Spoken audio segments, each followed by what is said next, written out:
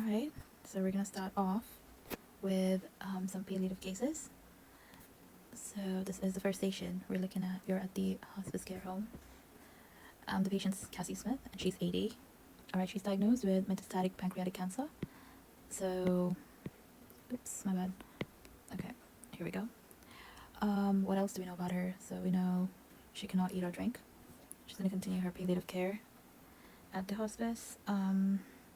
Alright, so next up we're looking at the patient information, which is basically this area.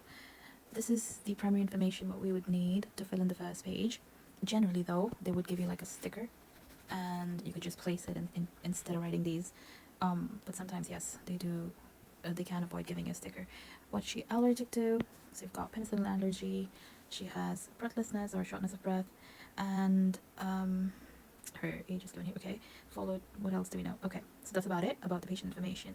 Next up, the plan. Now we've got a few medications here. Let's just quickly review these. So we've got morphine, subcutaneous. So this is the palliative care, right? So you're gonna write this as a as needed drug. So in the as needed section, if you can go over to the previous video of mine, you would notice that the prescriptions, main prescription sheets, they do have a section for as needed.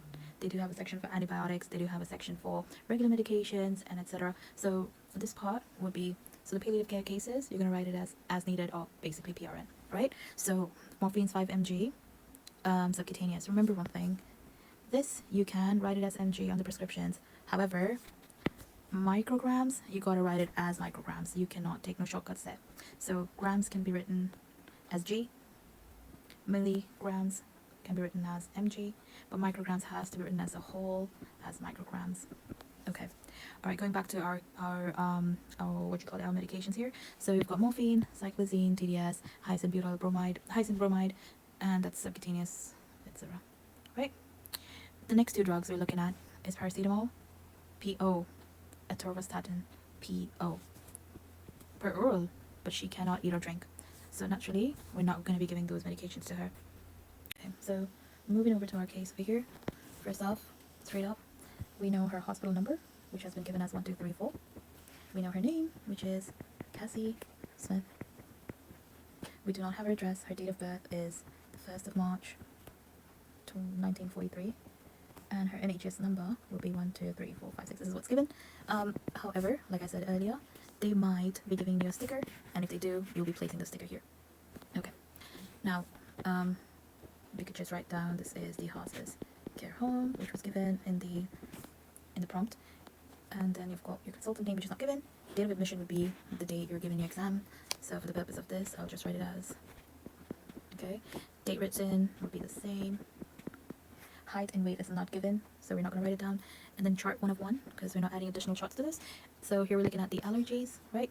We know that she's allergic to penicillin, right? Next up, you put your name, Dr. So-and-so, and your signature. What kind of reaction does she have with penicillin? You're going to put it right there. And yes, this is important. You cannot skip this. So further down from in this page, you're going to see that there's nothing else that needs to be filled in. Later on, we'll probably come across the COPD cases in which you're probably going to use this. And once off medications, we'll put it here. Again, for this case, we do not need it. Moving on to the next page, this is your antibiotics page, which we don't need it again. In this particular case, regular medications, we do not need it. And no, you do not need to fill this in if you're not going to be using this page. So it's fine. Next up, again, another regular medication. So this is your as required page, right? So as required, what was the first medication? Morphine, right? So we're going to put down morphine. Okay, I'll just zoom in so you guys can have a better look at this. So indication, it was for pain. Put it down here. Dose is 5 mg. Like I said, mg is okay. Route would be subcutaneous. We can write it as SC. And frequency would be 4 hourly, right? So okay, maximum dose, so 4 hourly, we're looking at 6 times in a day, 5 mg, so that will be maximum 30 mg.